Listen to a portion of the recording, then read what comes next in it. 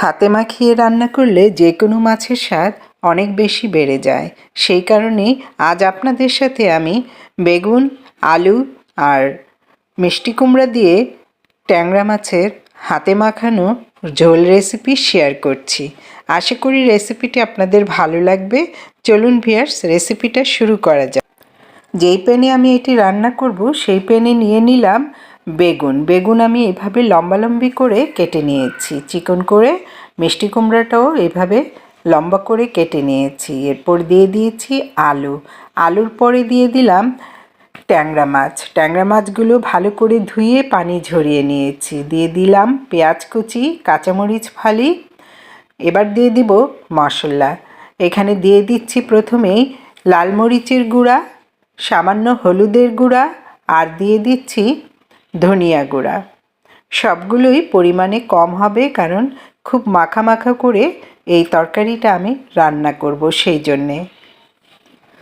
স্বাদ মতো লবণ দেওয়ার পর দিয়ে দিব রান্নার তেলটা আপনারা আপনাদের স্বাদ অনুযায়ী আন্দাজ করে দিয়ে নেবেন।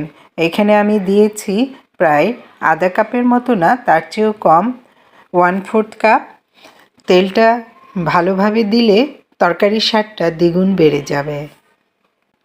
সব কিছু দিয়ে এবার আমি হাত দিয়ে ভালো করে মাখিয়ে নিচ্ছি, যেন সব মশলা এই সবজিগুলো আর মাছের মধ্যে ভালোভাবে লেগে যায়। হাতে মাখার তরকারিটা ভালোভাবে মাখাতে হবে। ভালোভাবে মাখিয়ে এবার আমি হাতটা ধুয়ে আন্দাজ মতো পানি দিয়ে দিব। পানিটা এই আন্দাজেই দিব যেন খুব বেশি না হয়, আবার খুব কমও না হয়। হাত ধোয়া পানিটা আন্দাজ মতো দিয়ে এবার আমি চুলাটা অন করে ঢেকে বসিয়ে দেব। এভাবে আমি 5 থেকে 6 মিনিট রান্না করব। এই পর্যায়ে চুলার আঁচটি মিডিয়াম হিটে রাখা আছে। বলক চলে এসেছে। 5-6 মিনিট পর ফিরে এলাম। সবজিগুলা সেদ্ধ হয়ে এসেছে। এবার 2-1 মিনিট এইভাবে রেখে নাড়াচাড়া করব। যখন ঝোলটা আন্দাজ মতো যেইভাবে খেতে চান ঠিক সেইভাবে হয়ে এলে দিয়ে দেব ধনিয়া পাতা কুচিটা দিয়ে ভালোভাবে মিশিয়ে নিচ্ছি। এই চচ্চড়ির তরকারিটা খেতে কিন্তু অসম্ভব মজা। শীতের দিনে ধোয়া ওঠা গরম ভাতের সাথে খেতে কিন্তু তুলনা নেই। এবার আমি একটি ডিশে সার্ভ করে নেব। ভিউয়ার্স, ভালো লাগলে ভিডিওটি শেয়ার করে দিবেন অন্য বন্ধুদেরকে দেখার জন্য। পেজটি ফলো দিয়ে লাইক কমেন্ট করে দিবেন।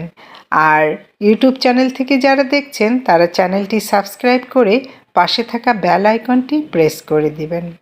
এইভাবে হোটেল বা রেস্টুরেন্টেও রান্না করা হয়। দেখুন দেখতে কতটা লোভনীয় লাগছে, খেতে যে কি দারুণ হয়েছিল।